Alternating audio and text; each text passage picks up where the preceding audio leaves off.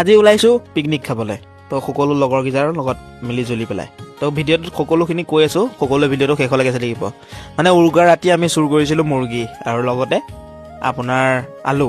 তো সেইটো কাৰণে আহি গ'লোঁ এতিয়া পিকনিক খাবলৈ। তো মানে আমি লোকৰ পিঠা দিয়ে বিহু মানুহ। তো সকলোখিনি ওলাই আহিছোঁ আৰু এনেকৈ ধৰণে। তো আজি পিকনিক গপচ হ'ব বোলো আৰু লগৰকেইজনক ক'লোঁ আৰু ৰাতিয়ে যে পিকনিক এটাই খাই দিয়া যাওক। তো সেইটো কাৰণে সকলোৱে ওলাই আহিলোঁ। তো এইফালে মাংস এতিয়া বৰ্তমান কাটি আছে আৰু পিছফালে গোল মিলাই আছে। তো সকলোৱে ভিডিঅ'টো চাই থাকক শেষ হ'ল। গাইজ মানে যেতিয়া ঘৰত হেতা পাহৰি অহা হয় তেতিয়া আমাৰ এনেকুৱা অৱস্থা হয়।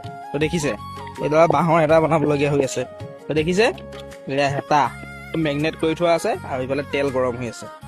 মানে এতিয়া বহাম আৰু ফাইনেলি ইফালে আমাৰ মাংস আধা আধি সিজা হৈছে আৰু। তো এতিয়া মই বহিছোঁ ৰুটি বেলাত। তো মানে আমাৰ ৰুটিৰ আয়োজন হৈছিলে, কিন্তু এই পিকনিকত যে ৰুটিৰ আয়োজনটো কৰিবই নালাগে, বহুত দিগদাৰ হয়। মানে জুইকুৰা বতাহে ইফালে সিফালে ঠেলি দিয়ে, তো মানে ৰুটি নিসিজেই। এই মানুহজনৰ কাৰণে আমি ৰুটিৰ ব্যৱস্থাটো কৰিবলগীয়া হ'ল। এইজনে আকৌ ৰুটিহে খায় পিকনিকত। কি ক'ম আৰু অৱস্থা নাই, ৰুটি যেন তেনেহে সিজিছে আৰু। তো ফাইনেলি চব আয়োজনখিনি আমাৰ হৈ গ'ল। হোৱাৰ পিছত আমি সকলোৱে খাবলৈ বহিছোঁ।